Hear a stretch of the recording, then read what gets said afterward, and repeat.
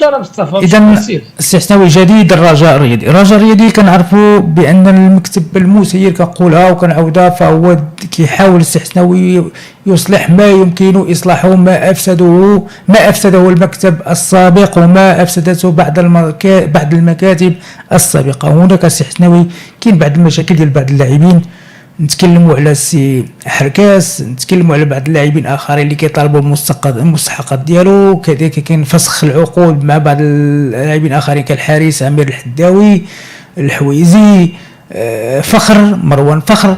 اذا عطينا استحسن واحد الصوره شامله في انتظار باش نكون معنا مسؤول رجاوي ان شاء الله الرحمن الرحيم باش يعطينا الصوره واضحه يعني على الوضعيه الحاليه للفريق الرجاء الرياضي، لا على مستوى الريكروتمون وحسن والانتدابات، او على مستوى اللاعبين المغادرين، او على مستوى اللاعبين اللي مازال معاهم بعد النقاشات. وكاين بعض اللاعبين اللي ربما كيقول لك ودي علاش هادو ورده جا عطيه خدا الفلوس ديالو، انا هنا وحقه ما يعطيونيش. تفضل حسناوي. شوف خويا مصطفى باش نكونوا شويه واضحين، عوض ما نتكلموا بزاف على وتخلق البوليميك نقولوا علاش اللاعبين طالبوا بالمستحقات ديالهم الان، انا كنشوف بان السؤال الجوهري اللي خصو يتطرح واللي خصو يتناقش داخل الفعاليات الرجاويه، جماهير منخرطين مكتب، واللي خص ياخذ الحيز ديالو هو كيفاش فرقه كيخرج الرئيس السابق سعد البدراوي قبل الرحيل ديالو كيقول لك انا صرفت 9 المليار ونص الى حدود ابريل. فاش كتقلب هاد اللعابه كتلقى كل شيء كيتسال. راه هاد الشيء للاسف اللي ما تناقش في الجمع العام، وهاد الشيء اللي ما تعطاش ليه حيز كبير. الناس مشاو مع الموجه ديال ننتخبوا رئيس نجيبوا رئيس، لان هذه ولات موضه في الرجاء للاسف، ولات تبدا قال الرؤساء مساله صيفط رئيس جيب رئيس، ولا هذا هو اللي كياخذ حيز كبير عند هذاك. علما ان ما يهم بالنسبه لي وجهه النظر ديالي واللي كيتحكم في المستقبل ديال الفرقه هو الجانب المادي، اين صرفت اموال الرجاء. هذا هو اللي خصو يتناقش وياخذ واحد الحيز كبير لا عند المنخرطين في الجموع العامه ولا عند الجماهير الرجاويه. اما مساله مشى رئيس جا رئيس جيب لعاب سير لعاب، الرجاء كدور في هذه الدوامه هذه سنوات وما غتساليش منها. عرفت اخويا مصطفى نقول لك واحد المساله، الا كان عندك واحد الشارج ديال الماء ياك وكتعمر فيه انت بالسطل كتعمر عرفتي الا كان داك الشارج مثقوب وكيخرج منه الماء من شي بلاصه راك تعيا ما تعمر، راه ما عمرو غادي يوصل للبلان ديما غادي يبان لك خاوي. اذا انت باش تعالج الاشكال ديالك ما خصكش تمشي تزيد تقلب على اناء اخر كتعمر به باش تجيب الماء هذاك الشارج، لا. اللي خصك اولا هو تمشي تصلح داك الثقب اللي عندك وسطو باش ما يبقاش يتسبب فيه الماء. هذا ما يخص الرجاء خص اليوم تعرف فين كتمشي الفلوس ديال الفريق بهذه الطريقه هذه. وبالضبط لان حنا هنا ما كنتهموش شي واحد، كنطرحوا اسئله. انا صحت اليوم كتشوف النقاشات لا علاش حق طلب المستحقات، لا علاش اهلو طلب المستحقات، لا علاش بنتك طلب المستحقات، لا هذا نقاش. العبد عنده كونترا العام اللي فات فيها خصو ياخذ فلوسه ونقطع الى السطر. ما يبقاوش نمشيو في الخطاب الشعبوي، خصنا نعالجوا الامر. اجي يا سيدي انت قلتي صرفتي 9 المليار والصرف وهادو ما خالصينش، فين تصرفات؟ الا كانت عاود انت خلصتي شي حاجه اخرى ولا شي ديون اخرى كبيره خص داكشي يتعرف يتناقش. لان الرجاء الجمهور عطاو 2 مليار ونص، المستشيرين العائدات هذا وكنوصلوا دابا كلش كتسمع اهولو كان كيسال 2 ديال لي طروش، راه اللعابه كلهم خداو على الطروش الاول العام اللي فات ولي طروش اخرين ما خداوهمش. ونهار جا المكتب الحالي راه نهار السي محمد بودري كان دار واحد اللقاء راه خلصوا لهم شي 5 د المناح ولا 6 د المناح وخرجوا اجر شهري وهذا يعني تراكمات كبيره. ود الفرقه ما دارت معسكر العام اللي فات مغلق، ما دارتو خارج المغرب، ما كانت انتدابات قويه الى حيدتي اكسي الماي اللي فارق تاع طنجه بقى كيساوي 200 مليون. هذا هو الجوهري في النقاش. نرجع معاك لهاد الديتاي وهاد الجزئيات ديال اللاعبين باش نوضح واحد المساله اللي امشي معاك حاله بحاله. ومهم وبناء على مصادرنا مصرف راديو سبور ماروك اللي دائما موثوقه وكناخذوا يعني يعني المعطيات بلاصتها. اللاعب اهولو شنو وقع في القضيه ديالو؟ اللاعب اهولو كان دار معاه عقد سي بدراوي فيه لي طونش ديالو ما خداهمش. منين ما خداهمش كان راسل الرجاء الذي يبان الحقبه ديال السي بدراوي ما خدا الجواب، مشى سلك المساطيل القانونيه وفسخ العقد ديالو. جا لاجون ديالو باش نعطيو ليه كل ذي حق حقها. لاجون ديالو جا قال تلاقى مع سي محمد بودريقه مع مسؤولين دراجه، قال له ودي يعني نحاولوا نلقاو شي صيغه وقنعوا اللعاب. قالوا له ودي غتوقع معنا عقد جديد بامتيازات ماليه وتسحب ديك الشكوى اللي درتي وهذا. فوافق وقال لهم صافي داك العقد القديم كان كيتسال شي فلوس سمح في واحد الجزء منها. اهولو سمح في جزء من المستحقات ديالو السابقه في الحقبه البدراوي. قال لهم غنبداو عقد جديد وهذا وغنتوصلوا باش غتعطيوني منه واحد الجزء. مشات الامور هكا، قالوا لي راه غادي يدخلوا شويه الفلوس غادي نعطيوك. الوالد ديالو لما دازت واحد المده وما خداش شي حاجه، الوالد ديالو شنو دار؟ مشى قال لاجون ديالو قال له انت كتضحك عليا وكتفلى عليا وانت دير يدك مع الفرقه وولدي ما شاد حتى ريال وانت كتستافد وانا ما كنستافدش. يعني الوالد ديالو هو اللي نوض هاد الروينه ديال اهولو، الوالد ديال اللاعب. قال لهم انا ولدي مشى دار ديك الشكايه. ولكن اليوم ناس الرجاء جلسوا مع اهولو جلسوا مع بوزو ولقاو معاهم واحد الصيغه توافقيه في الصحقات ديالهم، لقاو واحد الحل توافقي وجلسوا مع اللعابه قنعوهم باش يعني يتم سحب هذيك الشكاوي اللي داروا. غادي ياخذوا يعني المستحقات ديالهم وغتدخل فلوس من بعد وياخذوا المساله هما اللعابه كلهم. حركاس مازال حركاس كيطالب يعني ب 180 مليون. دار الاجراءات القانونيه ديالو وكانت عده محاولات طرف المكتب حاولوا يلقاو معاه صيغه باش يقسطوا المبلغ ولا هذا. المهم الان هو ما يسمى السي حسناوي الله يخليك باش يكون واحد النقاش. ها شوف كنسمع فيك تعلق عليهم كامل. يلا باش يكون نقاش حسناوي باش لا تفضل زيد. حركاس دار الاجراءات القانونيه ديالو باش ياخذ المستحقات وراسل اداره الرجاء. وراه مازال غيكون معنا احد وكلاء اللاعبين ان شاء الله يوم غد وغادي نتكلموا على هذه الاجراءات ديال فسخ العقود كيفاش كت. لان اللاعب حنا اللي عندنا معطيات ومازال غتوضح. اي لاعب لما ما كياخذش المستحقات الماليه ديال واحد 3 شهور شنو كيدير؟ كيجيب محامي ديالو كيدير رساله للفريق، كيعطيهم رساله كيبلغهم كيقول لهم انا بغيت الفلوس ديالي. الا دازت 15 يوم وما النادي ما عطاش الفلوس ديالو، الجامعه كتعيط للفرقه كتقول لها هاد اللعاب راه دار المسائل ديالو داز اسبوعين ما سلمتوش الفلوس ديالو. الا الفرقه قالت له راه حنا عطينا كتعطي وثائق باش تجوستيفي ديك الفلوس اللي عطي. الا ما عندهاش الوثائق كيتليبر اللاعب. المهم حركاس راه مازال اليوم كانت معاه اتصالات ومفاوضات ومازال كيحاولوا يعني يقنعوه باش يلقاو شي حل هذه. لان الرجاء كاين اكراه مادي صعب، لان الوقت اللي جاو دخلوا على 1.2 مليار ديال الليتيج وكانوا كيعتقدوا ان اللاعبين الحاليين يعني غادي يصبروا شي شويه الى حين دخول موارد ماليه اضافيه. كاين بعض العناصر اللعابه اللي ما وكما قلتي حتى لما تتباع بالتايك وشافوا داك المبلغ ديال 600 اللي بقات شي 440 كلهم كيقولوا راه دخلوا الفلوس تعطين. الان المكتب راه كيحاول يدبر هذه الازمه. نكونوا واقعيين راه فوق طاقتك لا تولى. لا الكلمه السي مصطفى. شوف السي حسناوي واش نقول لك، هاد الازمه ديال الرجاء الرياضي عمرها كما قلتي انت وكما قال الناس عمرها ما غتسالي حسناوي. هاد اللاعبين اللي كيطلبوا من المستحقات ديالهم صحتهم من واحد الجهه من حقهم، من الحق ديالهم. ما اي واحد حق من حقه يطلب المستحقات ديالو. المكتب موسير حنا تكلمنا عليه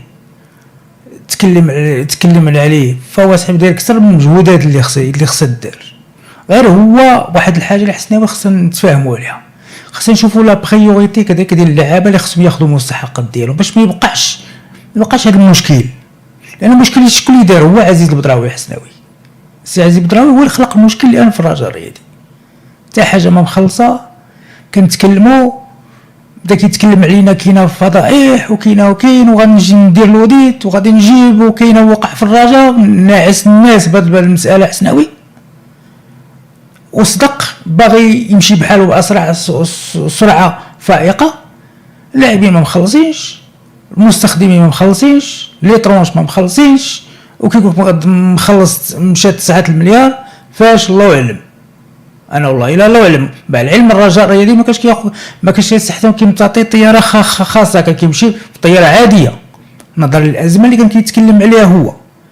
انا بالنسبه لي حسنا واش اللي ما يقع في الرجاء الرياضي راه صعيبه يا اخي، راه صعيب يتقبلوا اي واحد حسنا رجاوي ولا ماشي رجاوي، اي واحد ما يبغيش يتقبل هذه الحاله التي يعيش عليها الفريق. واش عباد الله البطوله قربت تبدا ليك وانت مازال في نزاعات مع لاعبين، هذا مقلق هذا ما باغي حتى تعطيوني الفلوس ديالي ونلعب وكيف، راه هذا الشيء ما يخدم مصلحه الفريق، لا يخدم مصلحه الفريق. راه اللعابه خصهم تا هما واحد شويه يصبروا بعد المكسب اللي جا الان، تا واحد يبين لهم واحد النيه الصالحه حسناوي باش كيتفاوض معهم وباش كيشتغل معاهم. راه الصعيبه هو اللي مشى اللي ما كانش كيخلصهم حسناوي، كان كيعيطوا لي وساد عليهم دايما التليفون كيقول لكم انا مابقاش تهضروا معايا، مابقاش تتكلموا معايا، ومع ذلك كيتقاتلوا ويلعبوا وكاين. اما هذا المكتب الحالي يجب المساعده ديالو، ولكن المكتب الحالي حسنا حتى هو خصو يدير واحد التوافق، يدير واحد التوازن، يدير واحد ليكيليبر بين اللعابه. راه صعيبه الاخ ملي كيجي عندك واحد المحترف، حيت اللاعب المحلي خصو حتى هو نعطيوه الحق ديالو ونعطيوه المكانه ديالو ونعطيه كذاك. راه صعيب اللي تجي واحد تشوف لاعب جا من خارج المغرب وكتعطيه كل الواجبات ديالو، واحد اللي حتى هو كيتسنى فلوس ديالو. ما كاينه الازمه، ماشي حنا كاين اتفاق وكاين اجماع بان المكتب المسير الحالي كيدير ما في الوسع ديالو باش يخرج فريق الرجاء الرياضي من الازمه التي يعاني منها. ولكن اخيرا المكتب خصو يرد البال ديالو، المكتب الحالي خصو يرد البال ديالو حسناوي، حيت التعامل مع اللاعبين خصو يكون بواحد الشكل، او نجلس مع اللاعبين نجلس معهم ونتكلم معهم ونشتغل معهم باش ما تكونش هذيك التفرقه، ما تكونش هذيك واحد التفاضل بين اللاعبين ومع المكتب. مع العلم ان المكتب المسير الهدف ديالو ماشي باش يدير التفاضل مع اللاعب، كيحاول ما امكن يعني يجيب لاعبين صحيح باش يرجع الفريق الرجاء الرياضي باش ينافس على البطوله وينافس على كاس العرش. ولكن كما كنقول حسناوي راه خص واحد المحاسبه. راه كنقول غادي نقولها اليوم، وغادي بغا يتقلق علينا يتقلق عليا انا. بشوف انا اللي كيعطيني شي حاجه يمشي يدعيني، اللي عطيني شي حاجه وشي حاجه يمشي يدعيني. انا كنقول لك حسناوي كل المكاتب بعض كنقول البعض ماشي كلهم، حيت كاينين المكاتب حسناوي اللي يشتغلوا بالك شي اللي عندهم ما جابش الله حطوا السويرتات ديالهم وزادوا بحالهم. انا كنقول حسناوي بعض المكاتب التي اساءت التدبير، ما كنقولش سرقوها باش الناس عاوتاني ماشي يقول لك حقق، اساءت التدبير حتى اساءه التدبير يحاسب عليه. حنا ما كنهضروش على الاختلالات وما كنهضروش على يعني امور اخرى، كنهضروا على الاساءه ديال التدبير. والسي البدراوي هو المعلم الحسناوي، السي عزيز البدراوي هو المعلم الكبير بكل صراحه، لان نعس الناس بان هناك كنلقى خروقات ولقى هذه ولقى هذه ولقى هذه ولقى هذه. ومع العلم انه كنا كننتظر كلشي كينتظر ما هي الخروقات اللي لقاها، وغادي يخرج بواحد لوديت راه كيشتغلوا على هذا الشيء السيمانه الجايه، الشهر الجاي، الشهر اللي من بعد. مازال هذا الشيء حسناوي اللي خلى، مع العلم ان بعض اللاعبين اللي تم التفاوض معهم ما لبسوش التوري، كاين بعض اللاعبين اللي تم التفاوض معهم غير هو والبعض بعض اللاعبين القدامى ولا ما عرفت شنو هو كيفاش حسناوي كيدير تعاقدات. خلى فريق الرجاء الرياضي جاب له بعض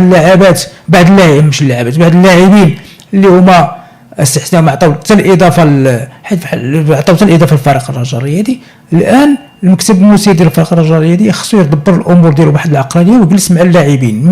ما خصوش يكون داك الشرخ في الفريق حسناوي، ما خصوش يكون المشاكل في البطوله ما بقى لها والو. اذا حركاس حسناوي بغينا ولا ما بغيناش راه لاعب راه ممتاز، ماشي الناس حيت كاين بعض الناس الله يهديهم حيت الانسان اي واحد كيطالب الحق ديالو. الحركاس يمشي بحاله، راه ماشي لاعب كيلعب راسي يمشي بحاله. لا يا اخي ماشي هكذا تسير الامور تدبر الامور اخي. هذاك اللاعب كيربطك معاه واحد العقد احترافي، خاصك تجلس معاه وتتكلم معاه وتقنعه، وباش يبقى مع الفريق تحير كاس هو تحتاجه، راه غادي يحتاج في اللاعب هو كيبقى من الطراز الرفيع بغينا ولا كرهنا. وهاد اللاعبين حتى يجي لو جاو الفريق الرجاء الرياضي خصهم حتى هما يعطيو الاضافه. اما الان غادي نتكلموا على الوضعيه ديال اللاعبين كلهم حسناوي، راه اللاعبين كلهم تقريبا الرجاء تقريبا كلهم تقريبا شي 10 ديال اللاعبين ولا 14 لاعب غادي يمشيو بحالهم، كاين اللي مشى بحالهم، كاين اللي غادي يمشي اعاره، وكاين بعض المدرب ربما انا سمعت حتى اللاعب العراقي راه فيه عليه نقاش حسناوي، حتى اللاعب العراقي عليه نقاش هو واش يمضي ولا ما يمضيش. اذا كاين مشاكل، ونتمنوا حسناوي هذه المشاكل ما نخليوش. كنقول انا المكتب المسير ديال فريق الرجاء الرياضي والجمهور ديال فريق الرجاء ما تخليوش هذه المشاكل يتغداو منها الناس، وتاخذوها وسيله باش نخلقوا واحد المشاكل داخل الفريق. اذا خاص المكتب المسير هذه الامور ما خصناش كاع تسمعوها، حنا ما نسمعوهاش. هذا خصو فلوس وهذا دار هذا ما بغاش، هذه الامور حيت كتوقع في فرق اخرى ما كنسمعوهاش. اذا حسناوي تفضل اخي. شوف اخويا مصطفى، بالنسبه للمساله ديال التفاضل ديال اللاعبين، هو انا لا اعتقد هو المكتب اللعابه كيتسالوا الفلوس ديالهم، كاين يعني جلسوا مع اللاعبين كاملين، كتعرف كل واحد القيمه المنحه السنويه ولا شحال كيتسال. فهمتي؟ راه ديجا فاش كانوا في السعوديه كانت واحد المبلغ ديال 200 مليون سنتيم كانت توزع على اللاعبين انذاك. كاين لاعب مثلا اللي كيقبل ياخذها مصطفى داك الجزء، وكاين اللي كيقول بغيت فلوسي كامل. هنا فاش كيكون داك البوليميك وداك النقاش. ثانيا مصطفى راه النقاش اللي ثار ديال حركاس وبوزوك اعتقد راه لمصلحه الرجاء، صدقني، لانكم ما ترتيش وبقات لهم يومين غادي يمشيو يتليبراو، وانا داك عاد غتولي الامور. اما الان راه مازال الرجاء في واحد الموقف قوي انها تخلص هذوك اللاعبين والصمم. الحل ديال لا صافي اللي طلب فلوسه غيتباع، هذا حل خاطئ، هذا حل خاطئ ويقود الى اضعاف الفريق. ما يمكنش اي لاعب جا عطني فلوس تقول له سير نبيعك وتخوي انت الفرقه وتريب الفرقه وانت العام الجاي بغيتي تنافس باش ترجع للواجهه الافريقيه. لا، الحل هو اللاعب كنعطيك فلوسك كنجلس معاك هاك، ولكن من بعد غترجع مصطفى لما قاله عبد اللطيف نصر. اللاعب كيبقى اجير عند الفرقه، الجمهور يحيد عليه داكشي ديال العاطفه وهذا كيبوس في اللوغو ونجي نطلع به لي باج وهذا لا داكشي كله، ولا هذا كيكلاشي في المنافس داكشي كله زايد ناقص. ما تكلاشي يا خويا، ما تبوس لوغو، ما يبوس حتى لوغو. انت لاعب اخويا، انت اجير معايا، الحقوق ديالك نعطيهم لك، ولكن عندك واجبات اخويا، خصك تحط لي الريه ديالك في التيران. وهنا مباشره غيتفتح نقاش حول بوند المردوديه الذي اعتقد ان حتى المكتب المنصف ديال فريق الرجاء الرياضي يمشي في هذا الاتجاه، ان غادي به الوداد وغادي به النهضه بركانيه، حتى المكتب الرجاء خصو يمشي به مستقبلا باش اللاعب كيخدم وكيتخلص على قدر المجهودات اللي كيبذل، وكنتحاسب معك على الروندمون ديالك، شنو درتي شنو عطيتي شهاده الى غير ذلك. هكا باش يمكن لك ترجع دوك التوازنات وتولي حتى اللاعب تعامل معاه بنفس المعامله ديالو. لان انا كنقولها دائما مصطفى، اللاعب راه كيجي دير كره القدم وظيفه، وداك حقه وظيفه كيخدم منها وكياخذ فلوس ديالو. اذن حتى انت كمشجع خصك تعامل اللاعب بمنطق انه موظف عند داك الفريق. واسي حسناوي، شوف راه خصها دار واحد الحاجه. اي رئيس داز اي رئيس داز شي مكتب دار شي فريق حسناوي، خصو قبل ما يمشي يخلص كل داك اللاعبين اللي ما مخلصهمش باش ما يبقاش هاد المشاكل. هذا مصطفى مقترح وضعنا، كنا درنا اليوم منشور في راديو سبور ماروك الصباح كان حصريا لينا، لان هذا المقترح كاين تيدور داخل الجامعه الملكيه لكره القدم، وهو قيد الدراسه ديال الزام الرئيس اللي كيكون شد الفرقه بشي حقبه بتسديد جميع الديون قبل المغادره ديالو، ولما كيمشي هذيك الديون اللي كانت على الفرقه كلها كترجع ليه حتى كيسويها. هذا راه اكيد كان رؤساء ما غيبغيوش هذه الفكره، كانوا غادي يحاربوها، لان كان الرئيس اللي كيدير ابو غراق كيجي كيدوز 4 سنين عامين عام كيمشي في حالته، كيخلي الفريق غارق في الالتزامات وكيزيد. هذا القرار اذا اتخذته الجامعه انا ساعتبره قرارا تاريخيا في كره القدم المغربيه. وانا ذاك ما غتسمعش مصطفى المطيف على الجموع العامه، وما غتسمعش كلشي بغى يولي رئيس، غيولي اللي كيبغي الفرقه واللي كف هو اللي يتقدم باش يمشي ياخذ الفريق. راه اسهل حاجه في التسيير الرياضي شنو هي كندخل كنشد رئيس ديال الفريق وكنجيب دفتر الشيكات ديال الفرقه وكنزل على اللعابه هاك انت، وكنبقى نجيب هذا ونجيب هذا ونجيب هذا ونغرق الفرقه بالالتزامات ونزيد مع الطريق. اما المسير المحترف كيحسب شحال عنده ديال المداخيل وكيشوف واش الفرقه ديالو قادره. انا مثلا كنعرف نوصف بان المداخيل ديالي هي 10 المليار في العام، كيخص هذوك الالتزامات الماليه كلهم اللي غيكونوا عندي ما تعداش 10 ديال ماشي انا كندخل 10 المليار وكندير التزامات ديال 16 مليار.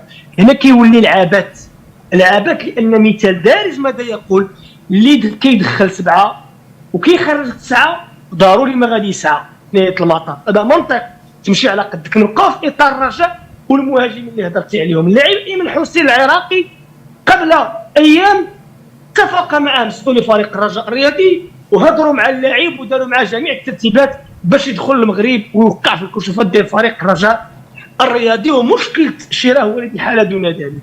الان المدربين كان عندهم مقترحات اخرين تنضافوا ليه، حيث ما حد اللاعب ما دخل المغرب موقع كتبقى الصلاحيه الكامله في يدهم، يقدروا يتصلوا معاه ويقولوا ودي اسمح لنا صافي راه المدرب غير الراي ديالو او لا هادي، ويبحثوا على خيار اخر. هما الان شادين عندهم ايمن حسين اللي كيبقى خيار اول عندهم، وبالمواجهه مع ذلك يمكن منفتحين على خيارات اخرى مطروحه يعني لدى الطاوله ديال المسؤولين ديال فريق الرجاء الرياضي. مبارك اجرى الفحوصات الطبيه اليوم ويعني انهى اجراءات انضمامه لفريق الرجاء الرياضي بعقد اعاره لمده سنه، والفريق ديال العين الاماراتي هو الذي سيتكفل جميع يعني المستحقات المتعلقه باللاعب مبارك، يعني غيلعب في الرجاء لمده سنه مجانا.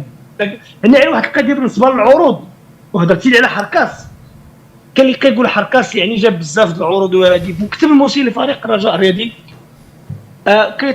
جلسوا مع اللاعب وقالوا ودي لا كانت شي عروض رسميه وهذا ما كاينش مصطفى. حتى العرض اللي ديال التركي ماشي عرض رسمي، اهتمام كان شي فريق تركي اهتم باللعاب وهذه، ولكن ذلك لم يرقى الى مستوى الرسميات. راه كاين بزاف د اللاعبين دابا كترجع لهم عروض على الفيسبوك، ولكن الواقع راه ما كاينش. راه مصدر من داخل مكتب مسير الفريق الرجاء قال لنا ما كانش عرض رسمي. ما عنده استحسان الحركاس، ما عنده لا عرض لا والو، ما عنده حتى حاجه. فهمتي؟ ما كانش عرض رسمي. حتى بوزوق وما قيل على بيراميدز وعلى الزمالك لا اساس له من الصحه. العرض اللي كاين هو اللاعب كاميرا عنده عرض من الوحده الاماراتي وهذا واقع. اما الاخرين لان المكتب كيفاش كيتعامل؟ المكتب يتعامل بما هو احترافي، يتعامل بمراسلات وعروض رسميه كترسل الفرقه كتجي. اما حديث الاعلام ولا واحد المسؤول في الفريق اتصل بالوكيل ديال اللعاب، هادشي ما كيعتبروش هما عروض رسميه. كيقول لك حنا العرض الرسمي بالنسبه لنا وكتجينا وثيقه فيها طلب ديال الاستفاده من اللعاب وفيها المبلغ المالي اللي كتدفعوا الفرقه، وحنا كنردوا عليهم بناء على قناعتنا وشحال حنا بغينا الى غير ذلك. هادشي مازال ما تمش بالنسبه لهاد اللاعبين. الا عندك مصطفى شي شوف الصح حنا نتمناو هاد المشاكل ديال اللاعبين بعدا الاداره تحاول باش تلقى واحد الصيغه توافقيه باش يعني باش ما يفسخوش واحد العرض، ما يفسخوش العقد من طرف واحد، بحال القضيه ديال الحركاس، بحال بوزوق للمحامي ديالو اللجنه ديال النزاعات، بحال اوغولو للوالد ديالو تا هو كذلك نفس الشيء. اذا نتمنوا ثلاثه اللاعبين اللي كيبقاو استحسان كومام سي دي بيلي ديال الفريق. لا هضرتي على بوزوق ولا هضرتي على اولو ولا هضرتي على حركاس، هاد اللاعبين استحسان غدا يقدر يمشي يفسخ العقد من جانب واحد، الرجاء الرياضي ما تربح منه والو. اللاعب غيمشي فابور، غادي يبقى حر الي ليبر ويمشي فيما مشى فيما بغى. نتمنوا الاداره ديال الرجاء الرياضي استحسان جاهده، وكنظن بان فالمفاوضات مستمره مع هاد اللاعبين، لا مع المحامي ديال بوزوق ولا مع حركاس ولا مع اولو، لان هادو حسن فهم يهددون بكل صراحه نعطيو واحد المهله ربما للفريق الا ما تسواش الوضعيه ديالهم. كما قلت لك في البدايه اولو بوزوق راه لقاو معاهم حل، راه جلسوا معاهم اليوم يعني وكان تواصل مع اللاعبين وتم يعني تقسيط المبلغ، لقاو واحد الصيغه توافقيه. حركات اللي مازال كينيغوسيو معاه كذلك باش يشوفوا يعني اذا نتمناو حسناوي، نتمناو ان تكون كما حل كاين اللي كيقول مثلا علاش اللاعبين الرجاء ما سوقتش بعد اللاعبين ديالها ومشاو فابو بحال مذكور بحال هابطين بحال هذا. باش تواضحوا دابا راه النهضه البريطانيه مثلا كون مذكور باقي عنده عقد مع الرجاء ما غيشريوهش. ان غادي يقولوا لك حنا كيفاش غنمشيو نعطيو الفرقه 200 300 مليون في اللاعب. ثانيا هذاك اللاعب انت اللي كتقول عليه مذكور هو ديجا كيتسالك فلوس، كتجي كتناقش معاك كتقول انا بعدا كنتسالك عطيني هذا المبلغ. اشنو كتلقى راسك انت كتقول مثلا هذا الهبطي كيسالي مثلا 200 وتقدر تعطيني فرقه في المغرب 200 ولا شي فرقه في الخارج 250. اش كتولي دير مع راسك؟ كتقول له هاك اخويا العقد ديالك واسمح بالمستحقات ديالك ورابح كيمشي. راه دابا مذكوركم قلتي دابا كتمشي دير في راسك ما زدتيش داك الثمن. هاجي الشمال كاين قريب ياخذ الهبطي الجيش ما كيقرب الهبطي قريب من الجيش حسناوي. ما مشيتش ما غتشريش الهبطي في الرجاء فلوس. ما ياك اصلا كانوا كينتظروا يفسخ وبركان كتنتظر مذكور يفسخ. والانديه دابا في العالم كيمشيو حول اللاعبين الاحرار. هذه في العالم ماشي عارف في المغرب. اي فرقه دابا كتسنى اللاعب حتى يفسخ العقد تمشي عنده. ان كاينه ضائقه ماليه يعني على المستوى العالمي. مشيو مصطفى لنقطه اخرى الى اذا السي حسناوي هذا بخصوص الرجاء الرياضي. اذا كانت شي اضافه اخرى تفضل اخي. انا بالنسبه لي نتمنوا حنا الفريق الرجاء الرياضي حسناوي يحاول ما يمكن يعني الهدوء ثم كذلك يباشر يكمل الانتدابات ديالو. ونتمنوا ان شاء الله الرحمن الرحيم الرجاء نتمنوا له الخير حسناوي ويرجع كما قلت للقوه ديالو. حنا الرجاء الرياضي خصنا نبداو نتكلموا حنا على الكره الان ونتكلموا على البطوله ونتكلموا على المباريات ديالو نتكلموا على حوايج اخرى من غير هادشي ديال الازمه وهاد النزاعات وهاد الشيء. لان هاد النزاعات من الاول وحنا كنتكلموا على حسناوي ديال تقريبا سنه او غير هاد السنه غير السنه نزاعات ما سالاتش. كاين شي نهار دوز حتى هو ما تتكلمش على المشكل ديال النزاعات المشكل ديال. كنظن المكتب المسير الحالي حسناوي فهو كيقوم بالعمل اللي هو كبير باش يحاول ممكن يلقى واحد الصياغه مع لاعبين اخرين وكتكون الصياغه باش يدير انتدابات اخرى. اذا هذا اللي كتفضل اخي الا عندك شي اضافه. يا مصطفى دابا كيقول الناس اللي قال العصيده هذا يحط فيها يديه ياك راه الوضع ما سهلش هذا الشيء. علاش دخل المكتب الدراري؟ لكن اللي كيقول لك لا راه كانوا عارفين كانوا عارفين ولكن واخا كانوا عارفين راه الوضع صعيب. هذا حقيقه. شنو راه نهار تقدم المشروع ديال الرجاء الرياضي ومر معنا السي محمد بودريقه وقال لك معانا في المباشر ما عنديش عصا سحريه باش نحل هذا الشيء. وتا عادل هذا لما قدم المشروع ديال الرجاء وهذا قال لك اودي حنا راه ما عندناش عصا سحريه باش نجيو لا بودريقه السي حسناوي كان واضح. راه كان واضح ما كذبش على بودريقه ما كذبش على الناس حسناوي باش نكونوا واضحين. ما جاش كذب عليهم داز هادشي وقال لهم الوضع فهو صعب وغادي نحاولوا. مصطفى انا استمعت للمشروع وكان معنا السي سعيد حسن وكان معنا السي محمد بودريقه. للامانه حتى شي واحد منهم ما باع عليه وهم الجمهور. تكونوا صادقين بجوجهم دازوا قالوا لك ودي الوضع المالي صعيب وداخلين على فرقه غارقه ورحنا نتقادلوا باش نردوا لها التوازنات الماليه. ولا كان شي واحد اللي كان عنده كثر ما يدير من هذا الشيء اللي كيديروا هاد الناس كان عليه حط الدوسي ديالو نقطه الى السطر. حيت الا كان شي واحد اللي كان عنده امكانيات ماديه وكانت عنده حلول سحريه اكثر من هذا الشيء دابا اللي كيديروا الناس اللي دازوا كان عليه يحط الملف ديالو وترشح ويبان في الواجهه. لان الوقت اللي تفتح الاجال ديال الرئاسه داخل فريق الرجاء الرياضي جوج الناس اللي دخلوا للسباق هما بودريقه وحسبان. حتى واحد اخر ما جا. مشاو الناس اللي عند السي جواد الزيات قال لهم ودي الوضع في الرجاء صعيب انا ما نقدش. قال لهم الا كنتو غتوفروا واحد 3 المليار فلوس ندخل ديماري. ما كايناش. قال لهم حتى الزيات يحترم على الموقف ديالو.